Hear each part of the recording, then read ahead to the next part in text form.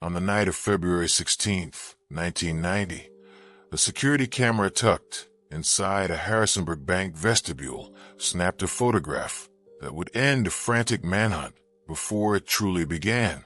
It showed two young men, their faces calm and unconcerned, withdrawing cash with a card that did not belong to them. In fewer than 72 hours, that single image would lead authorities straight to the men who abducted 19-year-old Leann Whitlock from a parking lot of the Valley Mall, took her into the dark woods, and ended her life with unthinkable violence. Before we go further into this story, please consider subscribing to Cold Case Whisperer. It's much appreciated, and it helps us keep bringing you real cold case stories like this one. Leann Whitlock was born on May 8, 1970, in Staunton, Virginia, a small city nestled in the Shenandoah Valley, known for its historic architecture and quiet, tree-lined streets. She grew up in a close-knit family, the daughter of Ronald and Patsy Whitlock, and from an early age, she was remembered by those who knew her as a young woman of remarkable warmth, with an easy smile and a gentle, unassuming manner that drew people toward her. She attended Robert E. Lee High School in Staunton, where she was a diligent student, not the sort to seek the spotlight, but well-liked by her classmates and teachers alike. After graduating, Leann stayed close to home, taking a job at a local restaurant, the Ponderosa Steakhouse on Richmond Avenue, where she worked as a waitress. She was described by friends as responsible and dependable, someone who saved her money carefully and had a clear sense of the future she wanted to build.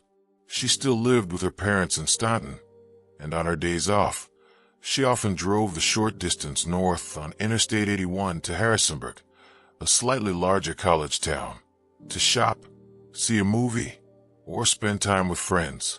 That 25-mile trip was a familiar one for Leann, a routine excursion that had never given her or her family a moment's pause. In February of 1990, she was 19 years old, standing on the threshold of her adult life, with no reason to believe that an ordinary Friday evening would be her last. Friday, February 16th, 1990, began unremarkably. Leann worked a daytime shift at the Ponderosa, finishing in the mid-afternoon. She returned home for a while, then told her parents she planned to go to the Valley Mall in Harrisonburg to do a bit of shopping. She left Staunton in the early evening, driving her 1986 Ford Tempo, a dependable gray two-door sedan she had purchased with her own earnings.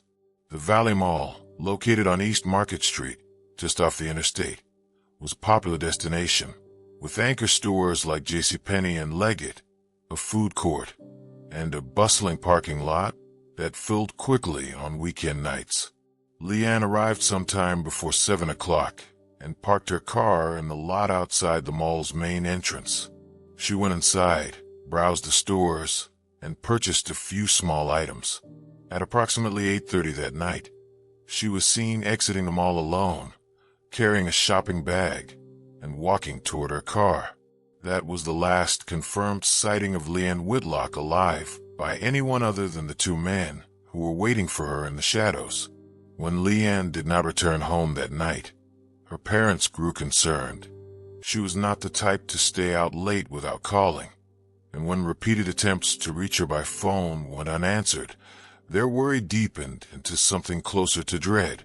By the early hours of Saturday morning, Ronald and Patsy Whitlock contacted the Staunton police, who in turn alerted the Harrisonburg authorities. The search for Leann Whitlock began in earnest at first light on Saturday, February 17th. Officers located her Ford Tempo still sitting in the Valley Mall parking lot, locked and undisturbed, with a shopping bag visible on the passenger seat. There was no sign of a struggle near the vehicle, no broken glass, nothing to suggest that anything violent had occurred right there. But the fact that her car had been left behind, with her belongings still inside, told investigators immediately that she did not leave the area voluntarily. The mall parking lot had no surveillance cameras pointed at that section, so there was no visual record of what happened in the moments after she reached her car.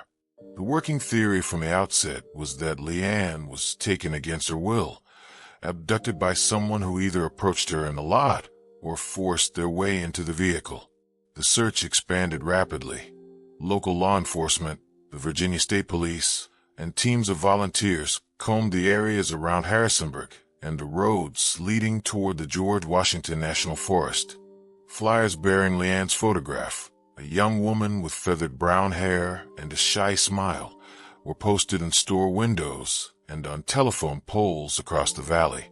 The break in the case came not from a witness or a tip, but from a piece of modern technology that was still relatively novel in 1990, the automated teller machine camera.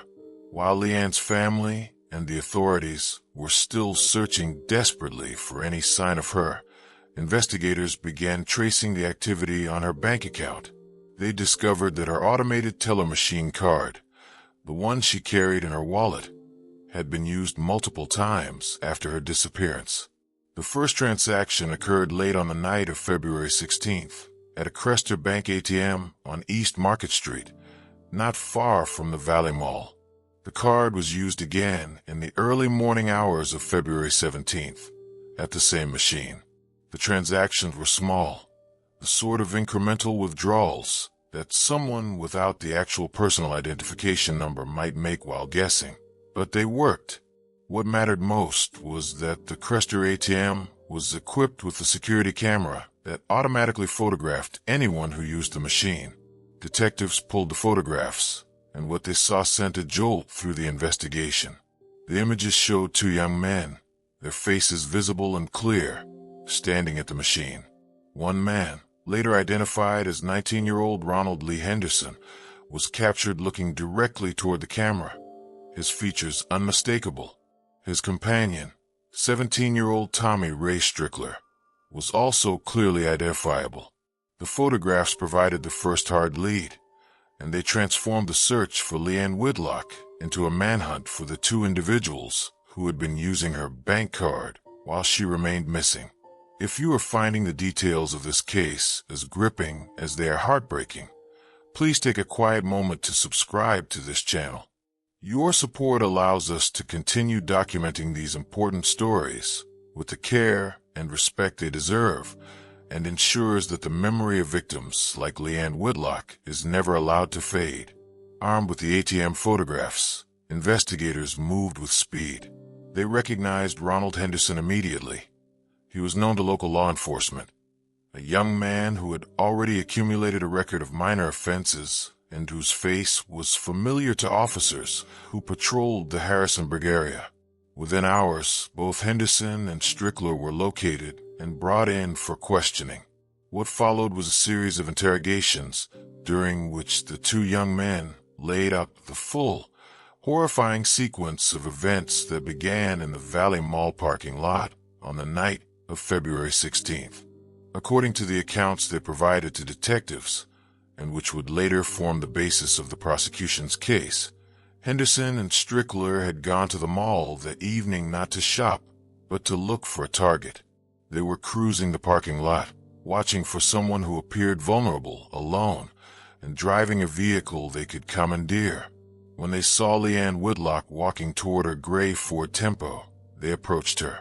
One of them forced her into the car at knife point, and both got in, ordering her to drive. They directed her away from the mall, off the main roads, and into the dark, winding lanes that led into the George Washington National Forest west of Harrisonburg. There, on a remote dirt trail off Briary Branch Road, deep among the bare February trees, they stopped the car. They pulled Leann from the vehicle and subjected her to a brutal physical and sexual assault. The details that emerged from the autopsy and the subsequent court proceedings were almost unbearable in their cruelty. Leann was beaten severely about the head and face with a blunt object, struck with such force that her skull was fractured. She was stabbed multiple times in the neck and chest. The medical examiner determined that she had died from a combination of blunt force trauma and stab wounds, injuries that would have caused her to suffer terribly before she succumbed. After killing her, the two men dragged her body a short distance into the underbrush and left her there, exposed to the cold. They then took her car, along with her purse, her ATM card, and the few dollars she had with her, and drove back into Harrisonburg, abandoning the tempo in the mall parking lot where it had all begun. They went on to use her bank card at the Crester ATM, an act of such casual greed that it would seal their fate. On Sunday, February 18th, 1990, based on information provided by Henderson and Strickler during their confessions, search teams made the grim discovery they had been dreading.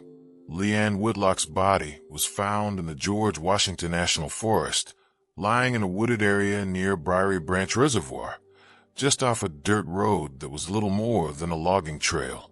The location was about 15 miles from the Valley Mall, a place of quiet isolation where the sounds of violence would have been swallowed entirely by the surrounding forest. The recovery of her remains brought an end to the hope that had sustained her family through those agonizing 2 days. Leann was gone, and the nature of her death sent a shockwave of grief and outrage through Staunton, Harrisonburg, and the entire Shenandoah Valley. She was remembered in the days that followed at a funeral service held at the Henry Funeral Home in Staunton, where hundreds of mourners gathered to pay their respects to a young woman whose life had been taken with such senseless finality. She was laid to rest in Oak Lawn Mausoleum and Memory Gardens, her grave a permanent reminder of a future that would never be. The legal proceedings against Tommy Ray Strickler and Ronald Lee Henderson moved through the Rockingham County court system with a swiftness that reflected the strength of the evidence against them. Both were charged with capital murder, abduction with intent to defile, robbery, and multiple related offenses. Because of his age, 17 at the time of the crime, Strickler faced the possibility of life imprisonment, but was ineligible for the death penalty under Virginia law. Henderson, being 18, faced the full range of punishment, including the possibility of a death sentence. The two cases diverged in their paths. Strickler, after consultation with his attorneys and facing the overwhelming reality of the ATM photographs, the confessions, and the forensic evidence, elected to plead guilty. In October of 1990, he entered pleas of guilty to capital murder, abduction, and robbery. During his plea hearing, the court heard a summary of the evidence that left no doubt as to his active participation in the abduction and killing of Leann Whitlock. The judge accepted his pleas and sentenced him to life in prison without the possibility of parole. Strickler was transferred to the Virginia Department of Corrections, where he has remained ever since, his inmate records reflecting the severity of a crime committed when he was still a teenager. Ronald Henderson chose to take his case to trial. The trial, held in the Rockingham County Circuit Court in early 1991, was a tense and emotional proceeding that forced Leann's family and the community to relive the horror of what had been done to her. The prosecution presented a case built on the confessions both men had given, the ATM photographs that placed Henderson at the machine using Leann's stolen card, and the testimony of forensic experts who linked the injuries she suffered to the weapons and methods described by the defendants. The jury saw the photograph from the Crester ATM, that grainy black and white image of Henderson's face, a picture that carried with it an almost unbearable weight because of when and why it was taken. They heard how Leann was abducted, driven to the forest, beaten and stabbed, and they were told of the terror she must have experienced in her final moments. The defense, faced with evidence that was so direct and damning, could offer little to counter the narrative. Henderson was convicted on all counts, including capital murder. In the penalty phase that followed, the jury recommended a sentence of death, and the judge imposed it. For a time, Ronald Henderson sat on death row in Virginia, one of the youngest men in the state awaiting execution. The resolution of Henderson's case, however, did not end with the gavel in that Rockingham County courtroom. His attorneys mounted an appeal, as a standard in death penalty cases, and in 1993, the Virginia Supreme Court reviewed the proceedings. The court found that the trial judge had committed an error in the instructions given to the jury during the sentencing phase, an error that was significant enough to require that the death sentence be vacated. Rather than face a new sentencing hearing and the possibility of once again receiving the death penalty, Henderson entered into an agreement with the prosecution.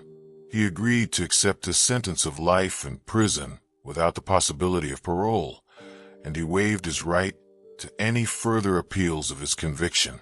The agreement was formalized, and Henderson was removed from death row and placed into the general prison population, where he remains today, serving his life sentence for the murder of Leann Marion Whitlock.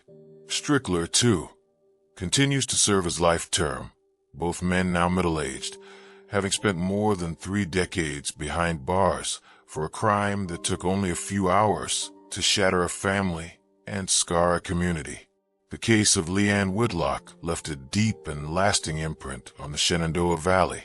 In the aftermath of the murder, there was an outpouring of grief and a renewed conversation about safety in public spaces, about the vulnerability that young women faced even in familiar, seemingly secure places like the Valley Mall parking lot. The mall itself implemented changes to its security, adding patrols and eventually installing more comprehensive surveillance systems, though those improvements came too late to save Leann. For her parents, Ronald and Patsy Whitlock, the loss was immeasurable and permanent. They had to endure not only the sudden, violent death of their daughter, but also the public airing of every dreadful detail during the trials, a process that forced them to confront the worst moments of her life over and over again.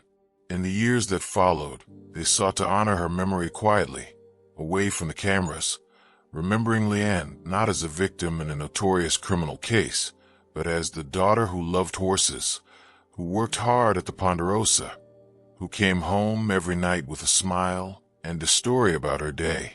What makes the Whitlock case particularly haunting in the annals of American true crime is the terrifying randomness of it, the way it demonstrates how an ordinary evening can be transformed into a nightmare by the chance intersection of a predator's gaze and the victim's complete innocence. Leann Whitlock did everything right. She parked in a well-lit area. She shopped during normal hours. She was on the phone with friends. She was not involved in any risky behavior. She was simply a young woman walking to her car, and 2 young men who had set out that night with no greater plan than to find someone to rob and harm selected her. The brutality of what followed, the beating and the stabbing in the cold forest, the discarding of her body like something that no longer mattered, speaks to a depravity that is difficult to reconcile with the otherwise peaceful landscape of the Virginia mountains where it occurred. That the killers were themselves so young, one still a legal child, adds another layer of incomprehension to the story. Tommy Strickler was 17, Ronald Henderson 19, yet they acted with a cold-blooded callousness that defies any simple explanation. The ATM photograph endures as one of the most chilling artifacts of this case. There is something deeply unsettling about the image of 2 men pausing to withdraw cash with a murdered woman's bank card, their expressions betraying not the slightest hint of remorse or fear, just the banal focus of any customer, cash machine. That photograph, more than any confession or courtroom testimony, captured the essence of the crime. The chilling disconnect between the violence that had just been committed in the darkness and the mundane transaction conducted under the fluorescent lights of a bank vestibule. It was that disconnect that helped the jury see the defendants not as troubled youths caught up in a moment of passion, but as calculating individuals who viewed Leann Whitlock's life as an obstacle to a few dollars. In the end, the photograph did what it was designed to do. It identified the criminals with certainty and brought them to justice, but it also left behind a silent, frozen moment that has haunted everyone who has studied this case, a visual record of heartlessness that words alone cannot fully convey. Today, Leann Whitlock's name is remembered by those who loved her and by the community that mourned her.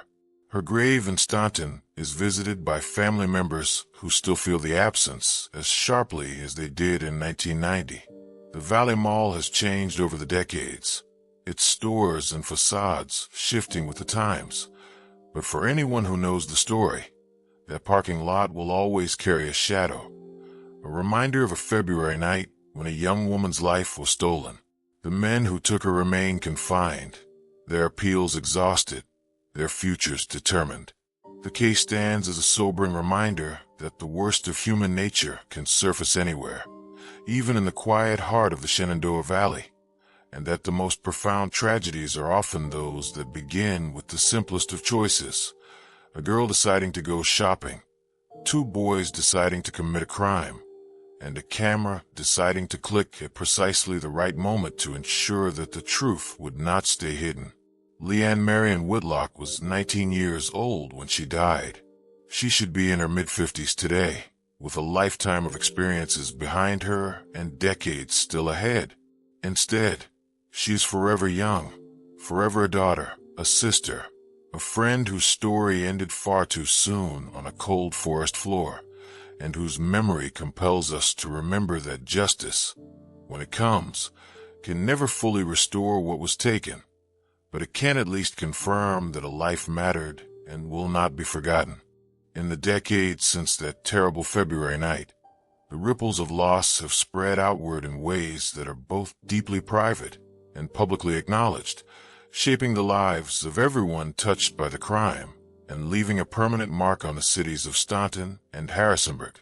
For Ronald and Patsy Whitlock, the passage of time has not been a healer in any conventional sense, but rather a slow and grinding process of learning to exist alongside an absence that can never be filled.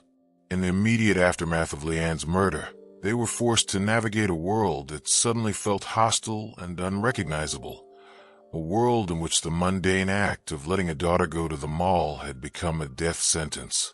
They attended every court hearing, every procedural step, absorbing the horrifying details of what was done to their child as the legal system demanded they sit in silence and endure. Patsy Whitlock, in particular, became a quiet but steadfast presence at the Rockingham County Courthouse, her grief visible but contained, her commitment to seeing justice done serving as a pillar of strength for her husband and the extended family. When Ronald Henderson's death sentence was overturned in 1993, and commuted to life without parole, the family faced a fresh wave of anguish. For them, the death penalty had not been a matter of vengeance, but of proportionate justice, a recognition that the crime was so heinous that the ultimate sanction was warranted. Having that sentence set aside felt like a second violation, a reminder that the legal system could not offer them the finality they sought. Yet, they accepted the outcome with the same dignity that had defined their conduct from the start, never lashing out publicly, never seeking the spotlight, simply retreating further into the privacy of their grief, while continuing to honor Leann in ways that mattered to them.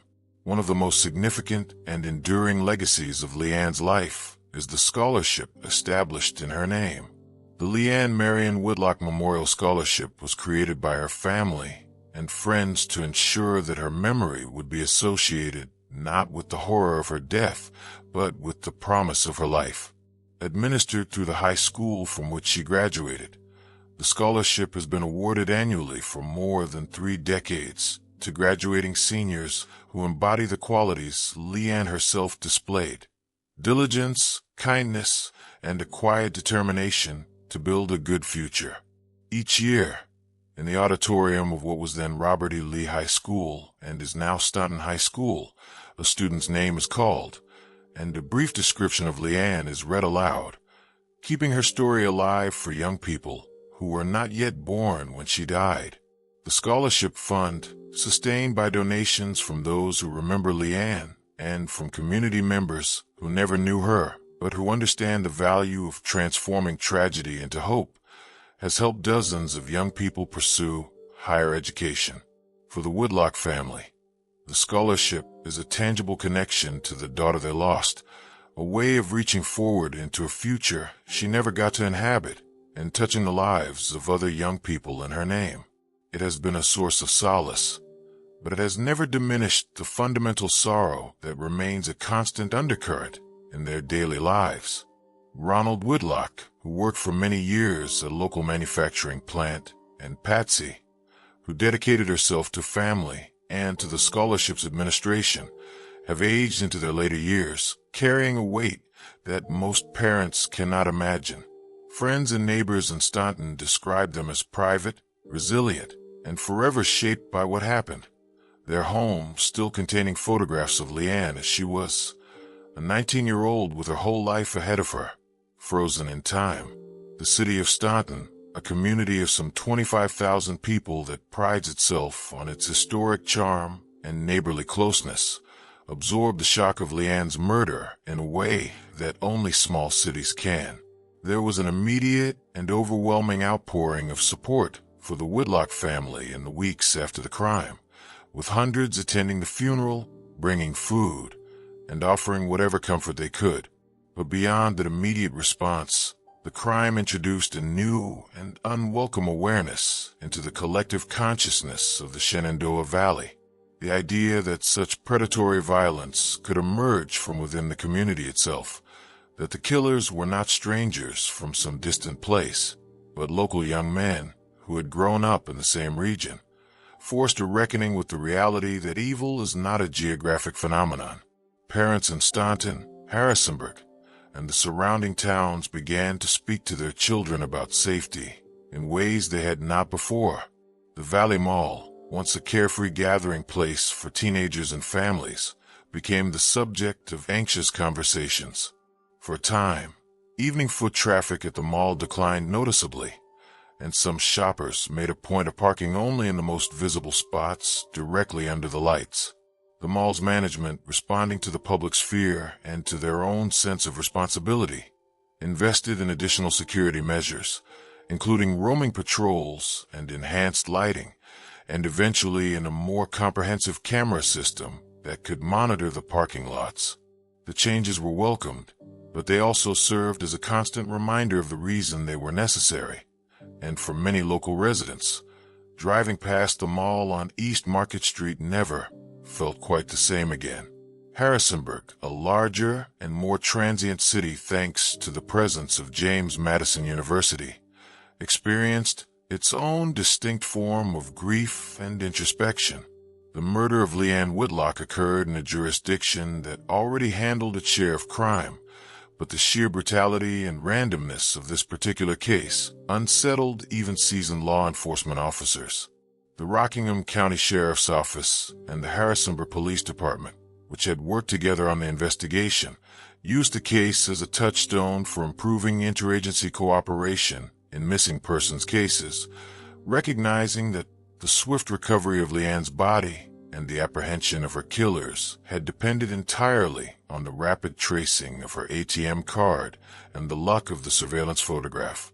Training protocols were reviewed, and a greater emphasis was placed on the immediate financial tracking of missing adults, a tool that has since become standard procedure in many jurisdictions. While these professional lessons were valuable, they offered little comfort to the families who had been forced to live through the nightmare.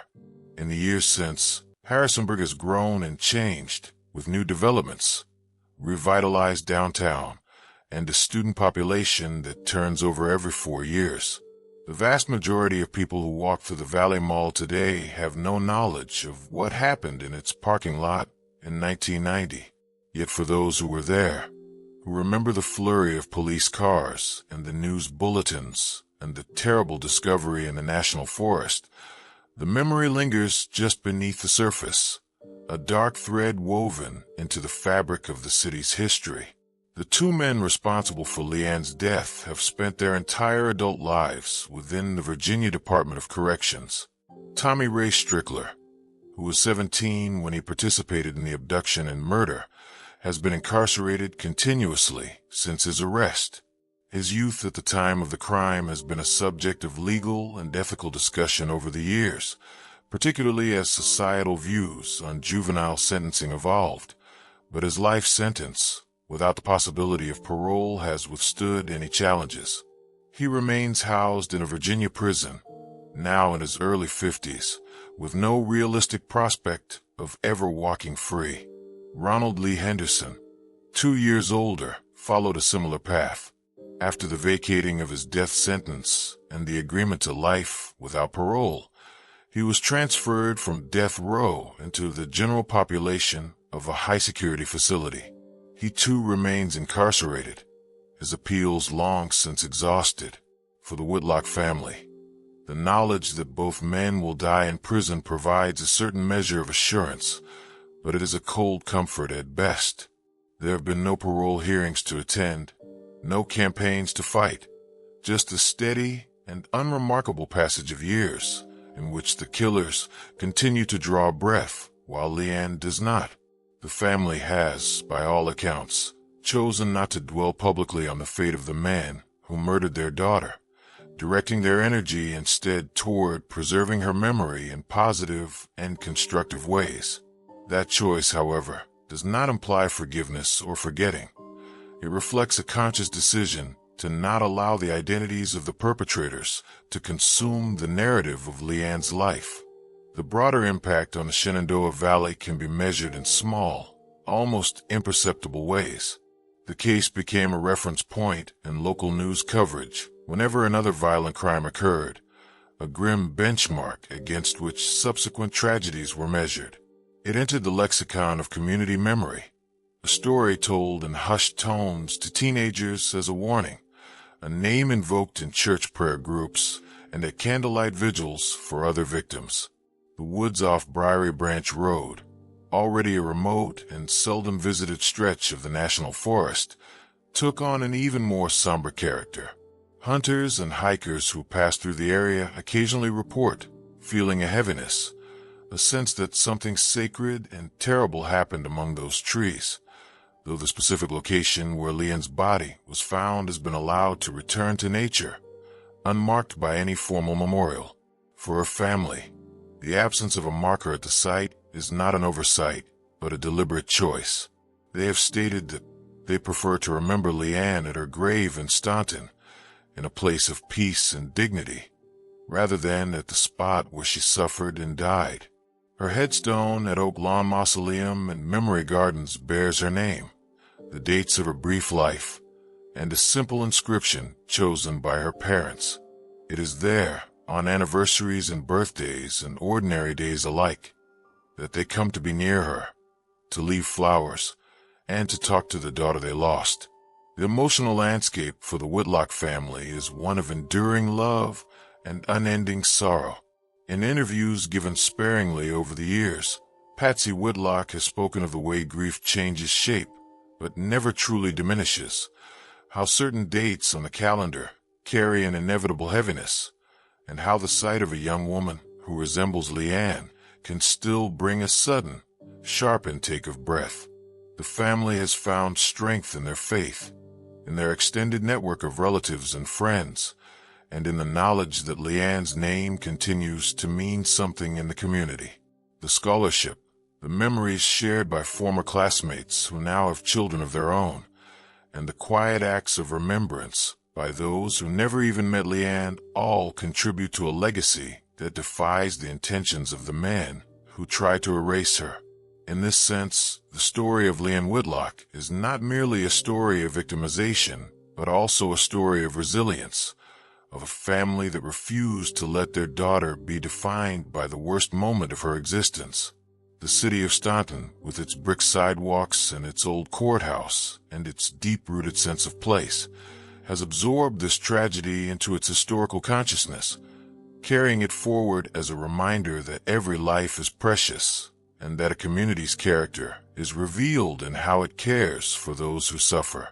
The murder of Leann Marion Whitlock remains one of the darkest chapters in the history of the Shenandoah Valley, a stark and painful illustration of how suddenly and senselessly a life can be taken.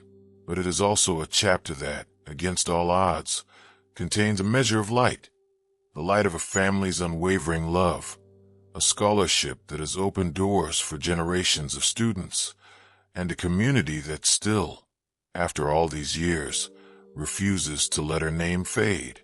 That refusal is the final word in this account, a quiet but unyielding declaration that Leann Whitlock mattered, that she is remembered, and that the memory of her gentle, hopeful spirit will continue to walk through the valley long after the man who killed her have been forgotten. What's your take on this case? Let us know in the comments. If you found value in this story, please consider hitting subscribe and leaving a like, and turn on notifications so you don't miss the next real cold case investigation. We truly appreciate your support. Thanks for listening and watching.